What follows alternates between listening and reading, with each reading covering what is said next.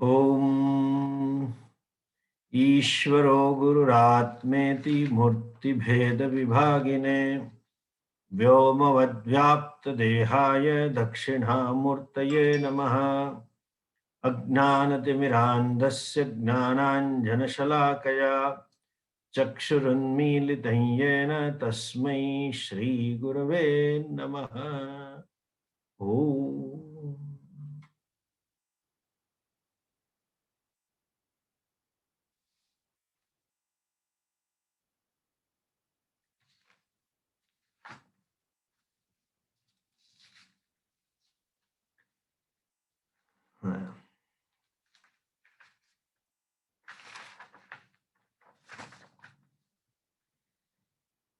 My responses in terms of Yoga Shastra, attitudes, values, goals, what has changed for you and how have you benefited from these changes? The one most consequential change that has happened for me over last 2 years is moksha has become my primary goal of life. I used to make several New Year resolutions. I don't make them anymore. This is Swami effect. Swami effect. I don't make any of them anymore. My orientation has changed to give importance to moksha pursuit over everything else. I, of course, have my daily, monthly, annual to do list, but for both work related and personal, but they don't drive me now. They don't stress me anymore. I just do those because they have to be done and I do them more happily. Even my aspirations to give up my working for money as soon as possible and to do seva in the second innings of my life are no longer weighing on me. I still want to do it and will do that, but I don't feel the self imposed pressure to do soon. Put another way, I am feeling more relaxed, joyful, peaceful, contented with myself and my life as I now remain more in awareness of my true Brahmananda self. That has been possible, I believe, because I am listening to your lectures every weekend and I'm able to retain that knowledge in my awareness rest of the week because I have decided to make moksha my primary goal and I keep reminding myself of my true self every day as often as I can. Very happy to read this. Okay. See, this attitude that how to do this, achieve this, make these changes, what it reflects is the innate, natural, that Jivatma who thinks I will be happy then. The difference between a wise and otherwise is the otherwise thinks I will be happy if dot dot dot dot. That is whole journey. All of us are travelers, traveling in terms of becoming. See, there is a travel in space, travel in time, and travel in becoming. That is what Janma Maran Phera. From one birth to another birth, travel is also because I want to be that. I want those bhogas. I want that thing, whether wisely or otherwisely. I have asked for it. And even in this birth, just think of it. Just for a minute, all of you just close your eyes and do think as I say to you. Okay? Just close the eyes for 2-3 minutes. Just think of yourself when you were 4 or 5 years old, just started schooling,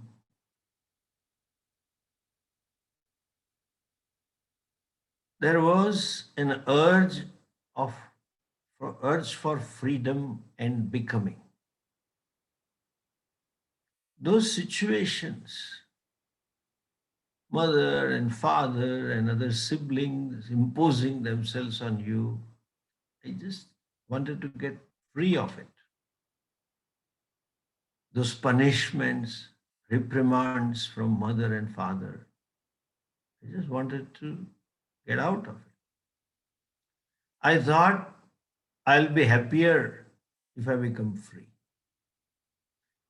Wanted to go out with the friends and play and all that. Just think of yourself when you were 10 or 14, just entered teenage. The urge for freedom was so strong. Any suggestion was taken as advice, as a command, and there was a rebel within me who resisted. It was a period of natural resistance to whatever is. The freedom was sought in doing something new. The happy I was imagined in doing something challenging, something new. That continued, that attitude continued. Even after schooling, going to university, the transition also was a challenge. I thought I'll be happy if I finish my schooling with a good grade so I can get into good university and good course.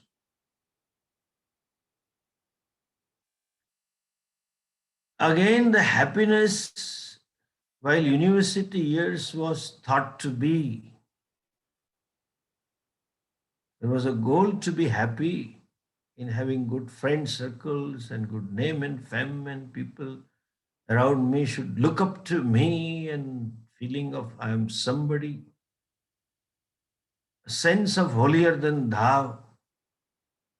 I wanted to excel in every sphere of that age. Look wise, dress wise, style wise, study wise, friends wise, etc. Any which way. Having finished the university again, thought that happiness is in some good job, an ambition to achieve some position.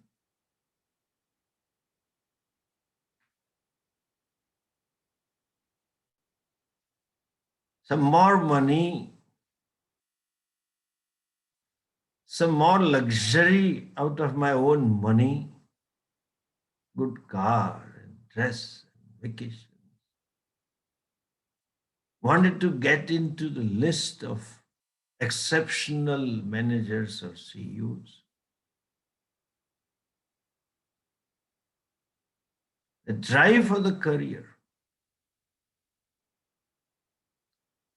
Again, there were few moments of happiness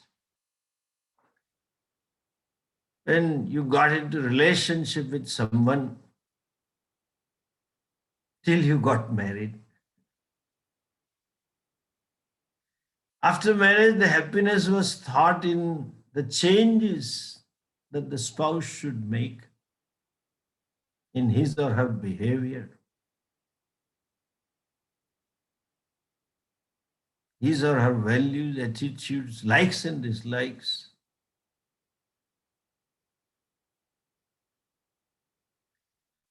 At the same time, professional goals kept me pushing and pushing and pushing.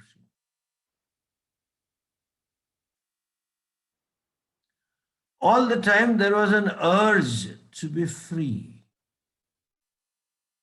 There was a sense of discomfort, not at home with what it is.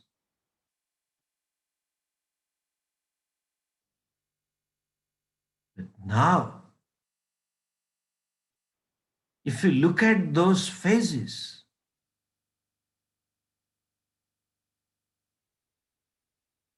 childhood, teenage, youth, joining a job, getting married, living with a spouse, and growing in a career, at every stage of life, there were some beautiful moments. There were some joyous incidents and circumstances.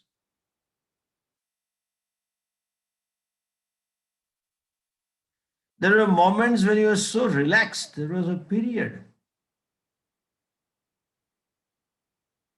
I never owned it.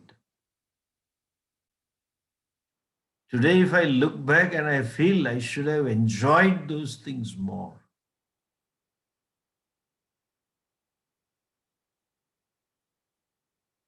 You know why I couldn't?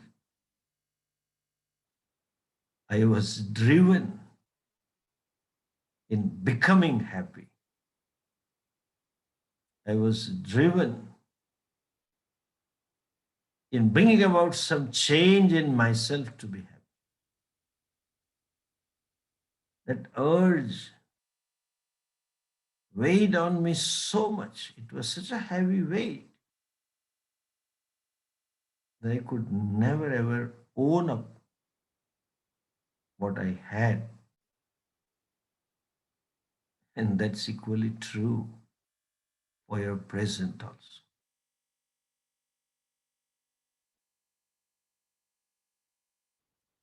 Nothing wrong in having some goals. Nothing wrong in striving for the goals. But then, while putting in efforts for the desired goal, for desired future, don't miss the present. Don't miss what you have. We just gloss over what I have.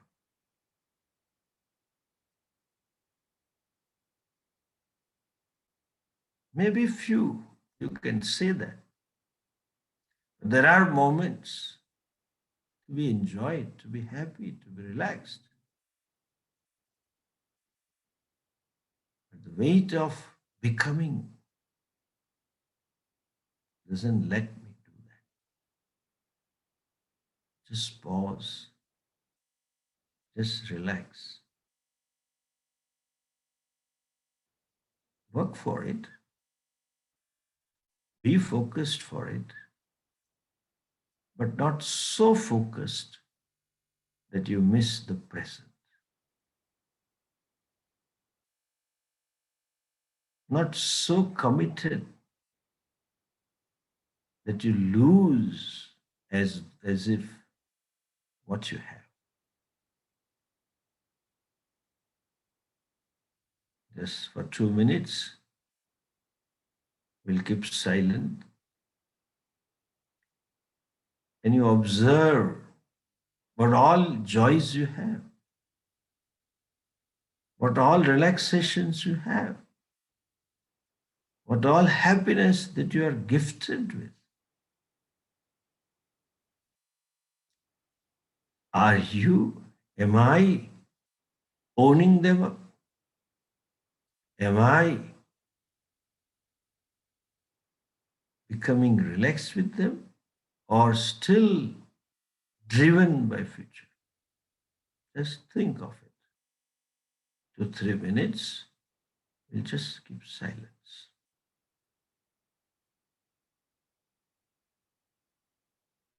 Do some introspection.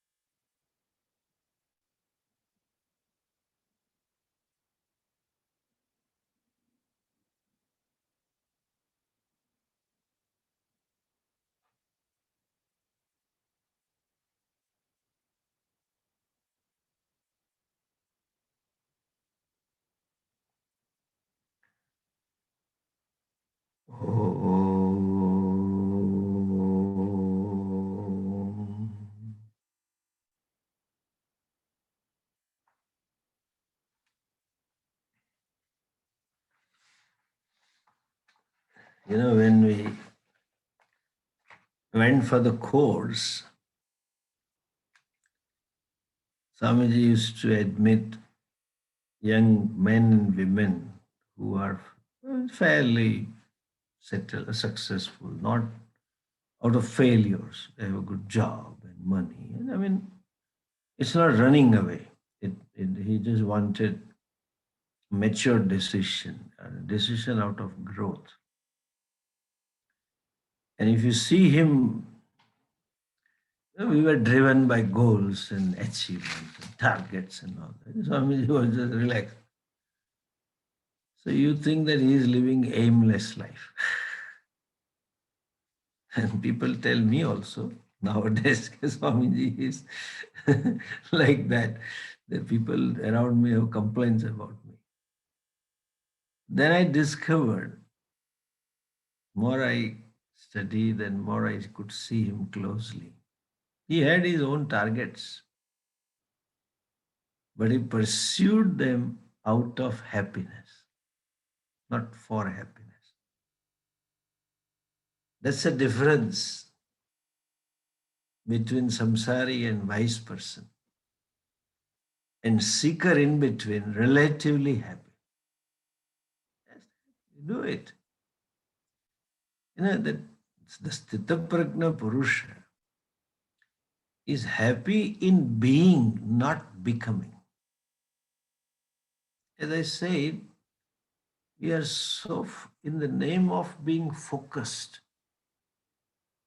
I mean, they say focused, I don't understand. So committed that they miss the present. It weighs down them so much, they don't see around. It is like that story of Rabindranath Tagore. There was an Indian poet, the only poet, I mean, man of literature who won the Nobel Prize for his poetry in those days, before, around independence, before independence. One day he was sitting, in those days, I mean, there was a lot of space and less population, and there were bungalows. So he was sitting near a window and just he was in a very quiet mood, just relaxed mood, sitting there and watching the gardens and the birds. It was just evening. Sun was there, and somehow he got inspiration to write a poem, and happened to be a poetry on moonlight. And he was so lost in that vision. Slowly it became darker, and then so he just switched on when the twilight was there. He switched on his table lamp and started writing. When it was very dark and he finished the poetry, he looked around. The other windows were open and happened to be full moon day, and there was a clean, very beautiful moonlight coming into the room, about which he wrote a poetry in the table lamp light. He missed the moonlight about what he was writing. He was lost in his poetry. Similarly, we get lost into targets. However sattvic goals may be, that's a modern life. Very focused person, more, more often than it's a career targets. And I'm extremely happy to read this person, that he has learned to enjoy what he or she has it. Then pursue it, nothing wrong in it. Then you become relaxed. You are at home with yourself.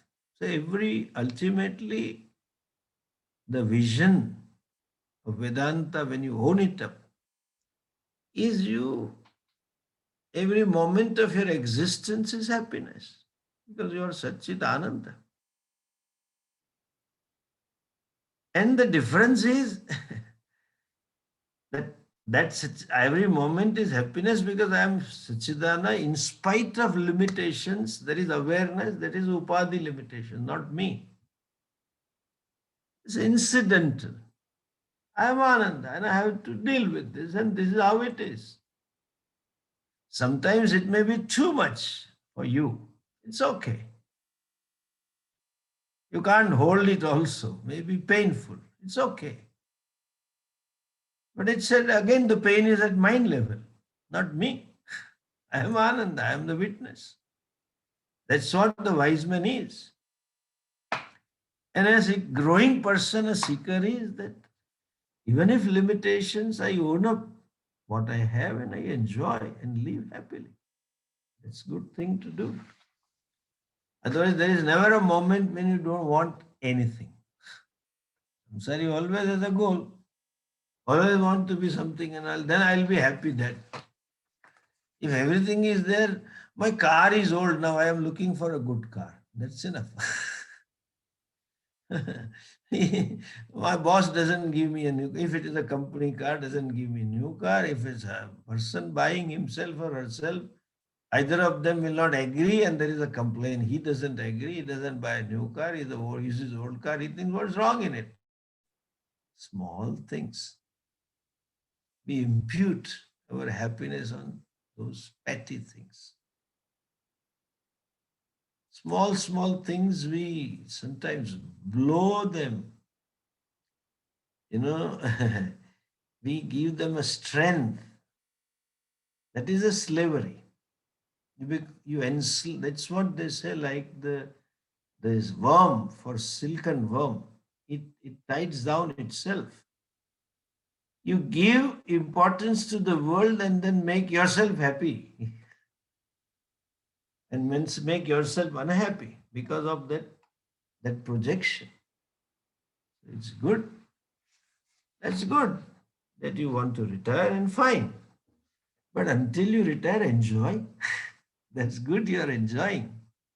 If that is not the case, oh, when will I retire? When will I retire? And once you retire, well, then what will I do? What will I do? Then once you decide to do, but this is not good, that is not good. The mind is always complaining. And small things will pay. If I was working, they would not have treated me like this. Because I have retired, they are treating my the projections. And I am not being respected, I am not being taken care of.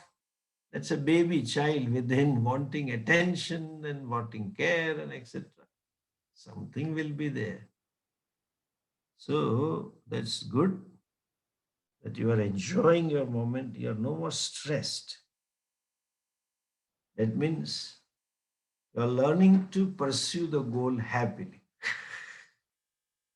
True, maybe for more happiness. Nothing wrong in it, but at least happily. Formally, unhappily trying to become happy. And in that process, you reach so many milestones. But still same unhappy as I was at the age of 5 or at the age of 10. Because never owned up what I have. And that's good. So I am happy that this is the growth that has taken place. And please continue studying regularly. Which other change would you like to bring for yourself? I would like to get more disciplined about keeping my time with myself for my daily puja and meditation on my true self. I do that only a couple of times a week at best. I would like to get to doing that daily. That's a good resolution, but just try to be little objective about your this goal also. What happens sometimes we are in a situation, if you're since you're working, it may be quite demanding. And just as the body ages, the mind also ages. It gets tired. And so even if you have time, sometimes mind doesn't want to do. I don't know whether you have had that experience or not. When couple of 2, 3 days there is a back-to-back meetings and pressures and work and this goes on. And then when you come home, you don't feel like doing anything except like watching Kapil Sharma's comedy show or, or listening to Rahul Gandhi speeches from YouTube. Or someone may watch some movies. That's it, because there is you have to offload the pressure.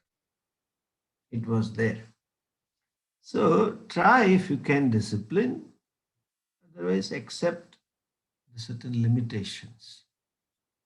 Of there also you need to relax and work for this goal. Don't push yourself for that goal also. Enjoy whatever it is. With reference to your vision of truth, Brahma Vidya, what are your doubts and queries? There is, like living in awareness of Brahmasmi. If I can continue to live a contented life and do good for the rest of the Srishti by living in the awareness of my true self, that is good for the Srishti as well. If all wise men leave the Srishti as and when they get knowledge, then a higher and higher proportion of who are left behind will be Agnanis. Better for the Agnanis to live, good for them and good for the rest of the Srishti. That's a good idea.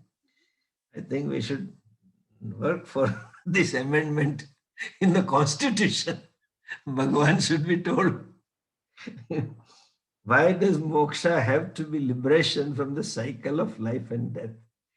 Why can't moksha be living perennially on the awareness of Ishvara as my true self, life after life? Everybody, if they come back, all these wise men, Bhagavan will be out of business. He will be on employment. Donald will have to send him some weekly employment remuneration. No. You see, lighter side aside, uh, just now we discussed, as the knowledge, quote unquote, grows upon you, as you learn to see more and more and own up the vision, the desire of becoming, desire of doing is not there. Gets reduced and reduced. The birth and death cycle is nothing. The cause of birth is our desires. I want, as I said, journey of becoming. When fellow doesn't want to become anymore, Bhagavan doesn't make him compulsory.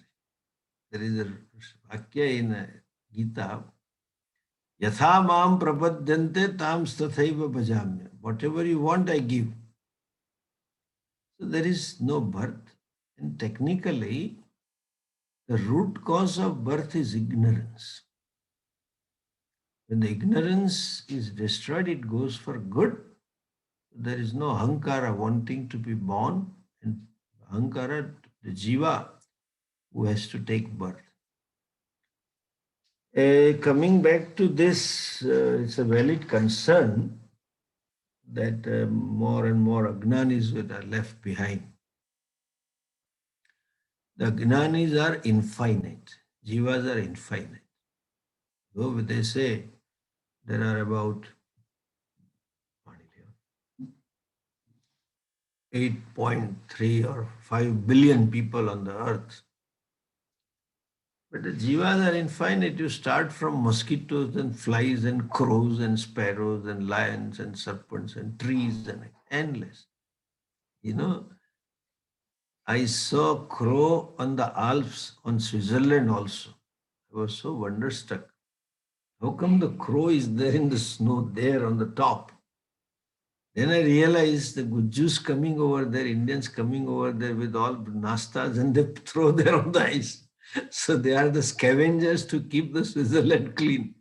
I think government must have created those kind of crows who survive in the ice to clear the top mountains, those Jungfrying and some mountain top we had gone when I went there. Endless. This comes out of desire. I mean, this is, hold on for a minute.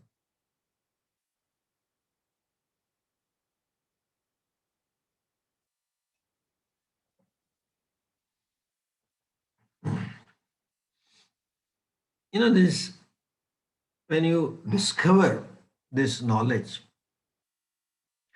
more you study, you discover that joy and relaxation and happiness.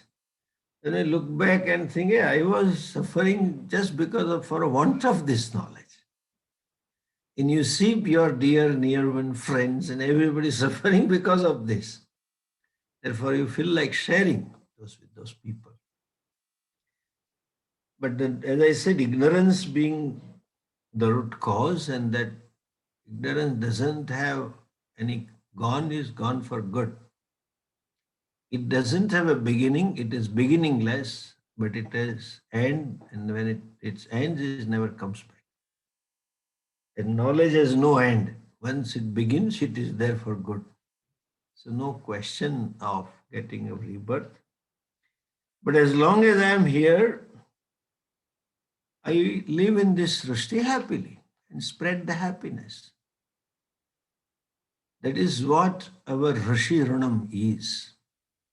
Our ancestors gave us this vision, and what we are indebted to this unique gift by our ancestors, rishis, though it was delivered and it was maintained in India, but this is for every human being. So at least still forget about death and punarjanma. Let us commit to help people get themselves exposed to this knowledge. We work for it. Try to reach out and try to slowly, softly, drive them to this and discover this richness or the need for this knowledge.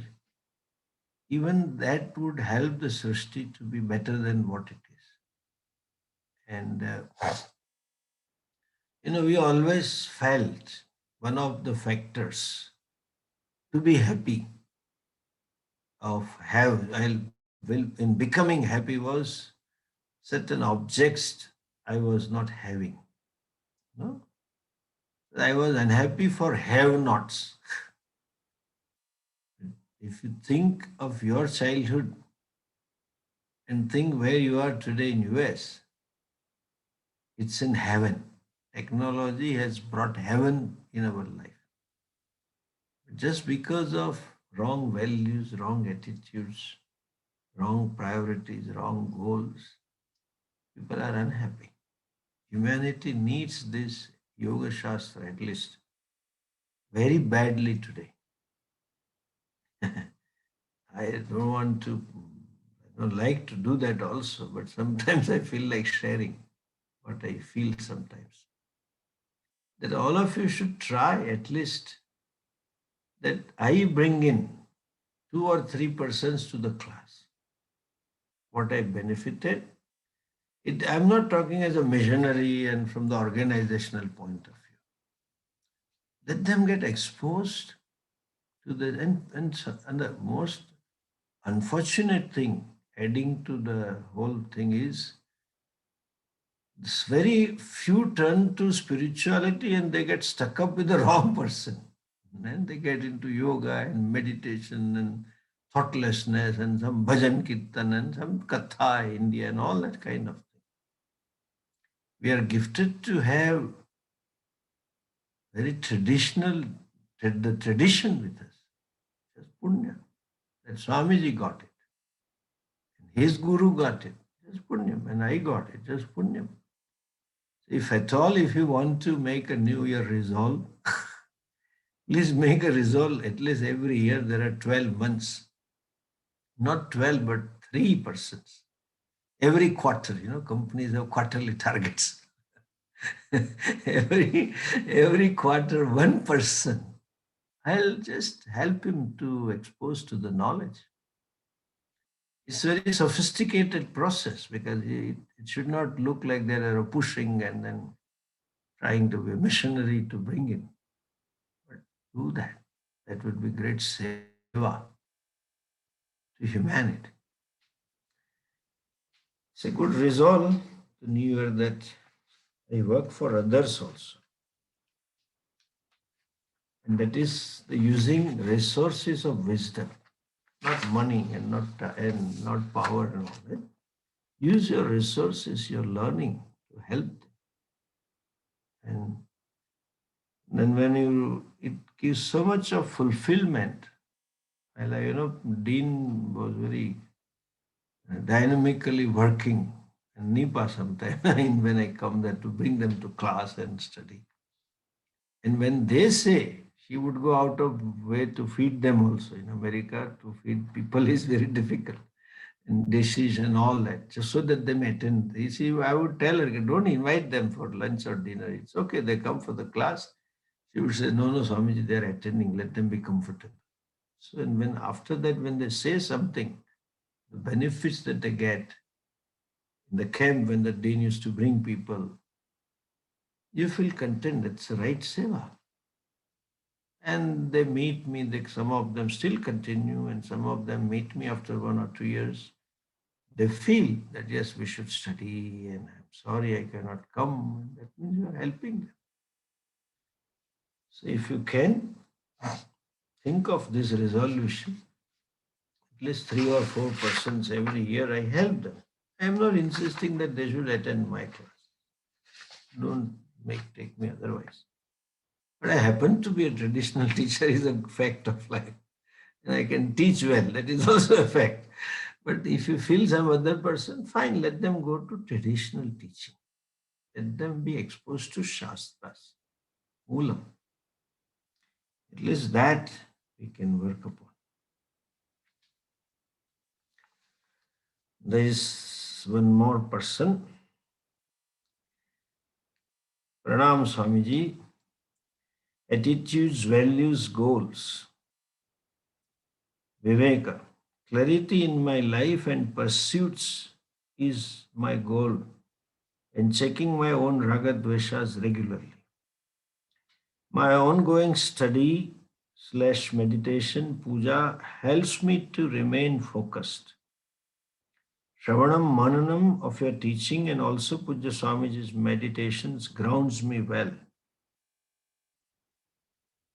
Changes I would like to bring, strengthening my sadhana, managing my time and my involvements, trying more to dwell on Ishvara, me, Jagat, acceptance of myself and Jagat.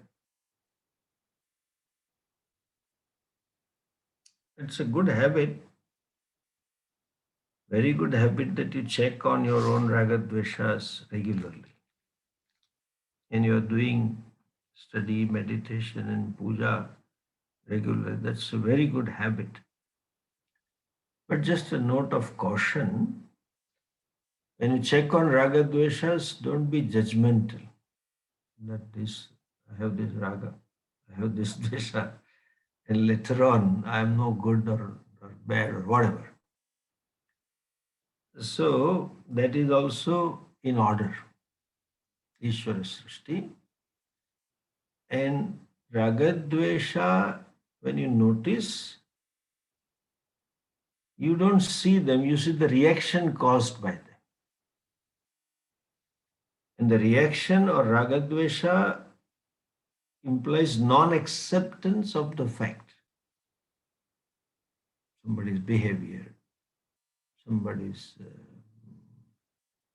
a relative or your present situations.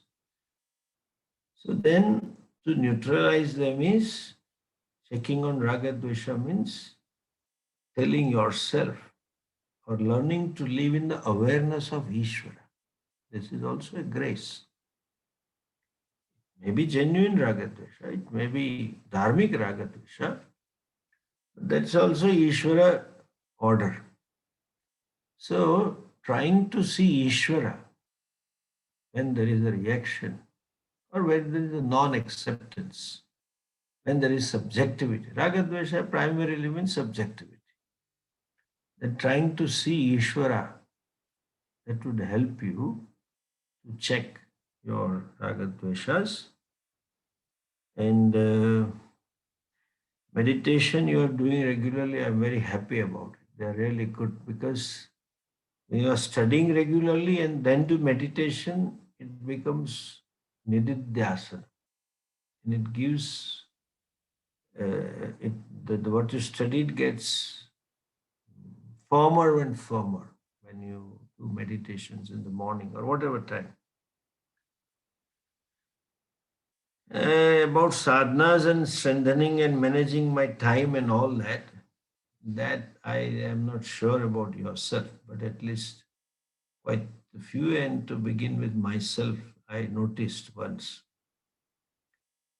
a lot of time goes on social media, Facebook, and searching for the websites. And sometimes, in another weakness, I don't, then I, of course, cut down a lot of things. In the beginning, I found it.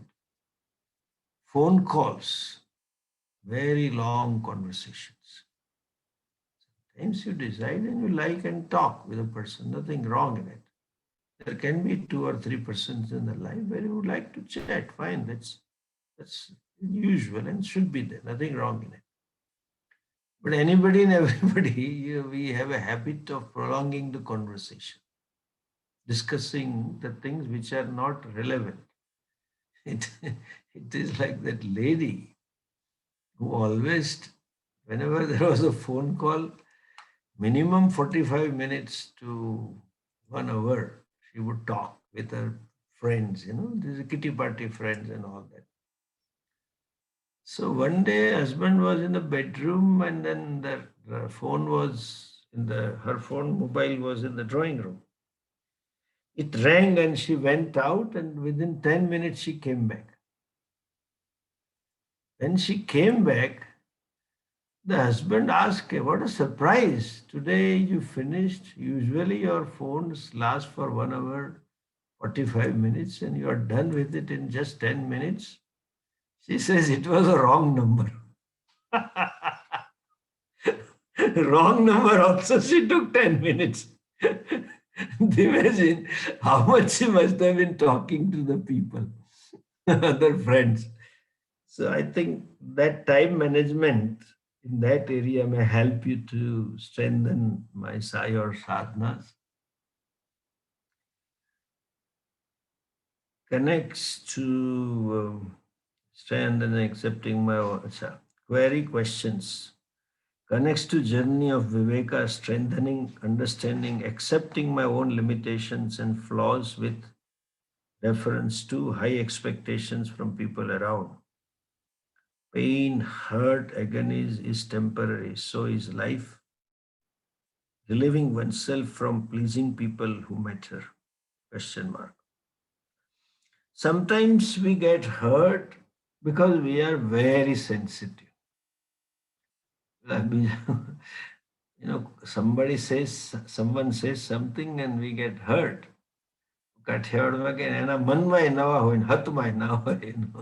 That person never meant it. He just passed the comment. So, just about the hurt, think of that person who hurts you, whether he or she is genuinely wanting to hurt or that person is just like that. There are certain areas where we are sensitive and certain areas where others are insensitive. Then we can talk it out to them and tell them not to do that. It hurts me. And if still the person cannot change, accept it. This is how they are. They are in a way temporary, provided the question is hurt agonies are temporary? Question mark. They are temporary, provided we don't remember them again and again. The human mind has a pain of the pain, memories. Keep, as I often say, human mind is the best actor, director, producer, singer, dialogue writer, screenplay, everything. It keeps on reenacting those painful situations. And again asking again, why he or she told me like this? Why this happened to me? And I don't deserve this. Why? Why? Whether you deserve not, it happened. See, and I will connect this to Prarabdha and Purushartha also. Sometimes that is your Prarabdha, and sometimes it is a misuse of free will by others, an accident. When car collides with a tree, it's your prarabdha that you slept. Or it can be your abuse of purushartha, that fellow overate and slept while driving. When there is a collision of two vehicles, it may be abuse or misuse of free will by other person. The other side person driving just speeded off for no reason. So I get hurt when there is a question, why? Remember, it can be misused of that freedom by other person also. That's how creation is. Every car has an accelerator, and the other guy forgot that there is a brake also. He just overlooked and made and worked only with the accelerator. That's how got it. Some people are not that sensitive about it, and you get that. So accept that, and that don't keep on remembering it again and again. And I think more you reveal in Shastra, more Shastra studies, more you will grow out of it. And sometimes the study may be too concentrated and you get tired, read some katha. Form a habit of reading Mahabharata or Bhagavatam or Ramayana, Moolam. That would help you to get insight into human psyche and day to day dealing and reactions and how people think and what people are. So, and even relieving oneself from pleasing people who matter. That's a very good. Uh, I mean, and your heart is so good that you want to others to be happy. Not me first, you first. That's always good thing to do. But that may be a child within always trying to please the parents. Always felt that the parents were not satisfied with my performance, or might not been able to give proper attention, and therefore wanting attention might have tried to please them. The child, if it's a childhood issue, you need to process it out. Or if there is a large heartedness now to please others, that's fine. But then that's an ideal grahastha, that you want everyone else to be happy. It's a job of a grahastha. Our marriage is for growth. Hindu vision of marriage is growth psychological, not physical, okay? Some people grow in terms of their Madhya Pradesh, middle, the tummy grows. the marriage, they grow. That is not marriage. What is psychological growth? I see, look at the child. Child has heard me and me only. No? If parents have promised that this weekend we'll take you out or something, and if they can't, that baby makes all kinds of tantrums and so get disappointed and I mean cries and so many things. Cannot accept no from the parents about what it wants to do. Can't think of the inconvenience that they are put into. Just thinks of oneself only. That's okay. Being a child, it is a child mind. But having grown up as a human being, we have to learn for others, to think of others. So that's a good sign of growth, maturity. Marriage means you learn to think of the spouse first, make you happy. Another person thinks to make you happy. And when the children are there in a typical Indian family, couple will always think of the child first. Typical middle class parents would forego their all luxuries and wishes to assure that the children should study well. I incidentally saw a news 2 3 days ago. A lady is a porter, coolie, what we call on railway station. And there are another 35 men, and she is the 36th one. Her husband passed away 1 year ago, and she applied and looked for a job somewhere, but never got one. And one day, passing through railway station, somebody said there is job of a coolie, and she took it. And when the reporter interviewed her, she said, "Yes, I am fine. I can protect myself, and I am happy to do this." He said, "I am earning more, and I am happy to she sees the future. Why are you doing that? So much of earning is there. I have 3 children, and they will be educated, and they will be doing better jobs, and they will be happy." That's a good heart. That's an Indian marriage. But a vanaprastha is that I draw certain boundaries. That means what earlier question was that I have some time for myself. Okay? And the people who matters in life,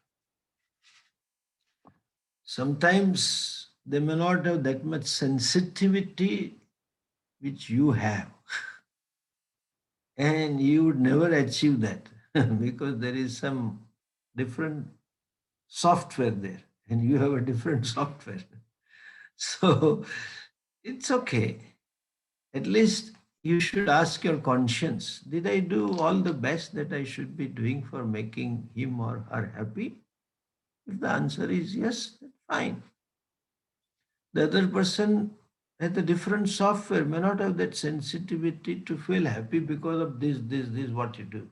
It's his or her own different values, different ideas. That's natural because no two fingerprints are same, so mindsets are different. So if the answer comes yes from your heart, the near ones are happy.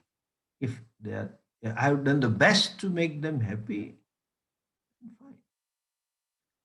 And if you can do some mm, objective analysis, okay, in my opinion, in my values, in my software, this way I can make him or her happy. Then think of it. What is his or her software wanting you to do so that he or she may be happy? Can you satisfy that? If yes, then fine. If no, then forget it. You cannot make out all others happy all the time. Always work to help them, to make them happy. But if certain values or certain goals don't match, don't be judgmental about yourself. Okay? Just accept this. This is how it is. This is like I tell you here, my own experience. When I grew up where our In the family where the hierarchy was very clear, elder brother is always elder. He can tell, and you have to listen, and you have to fall in line, and all that. That's how my upbringing was.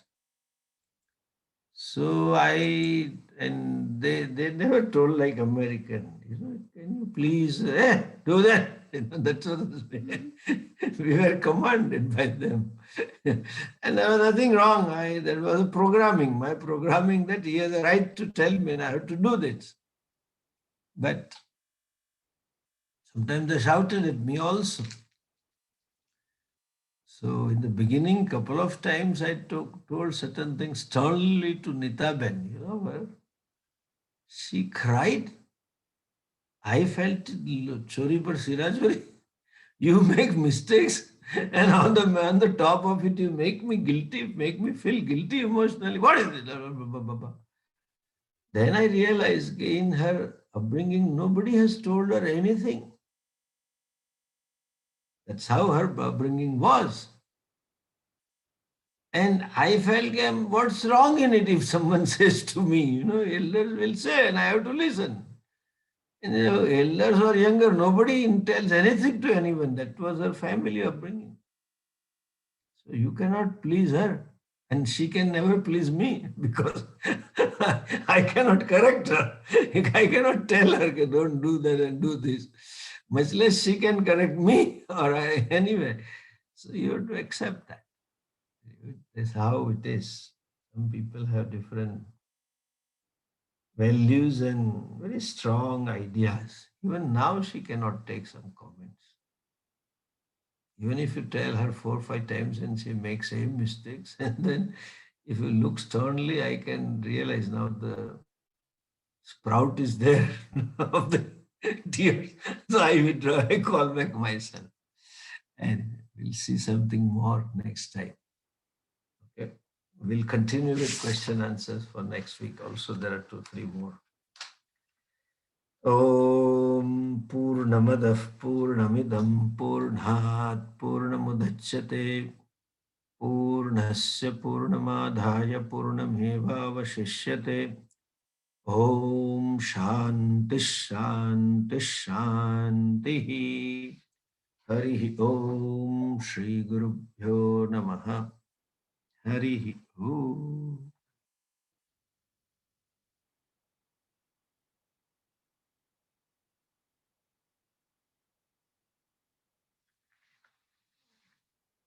We'll see you next week. Namaste.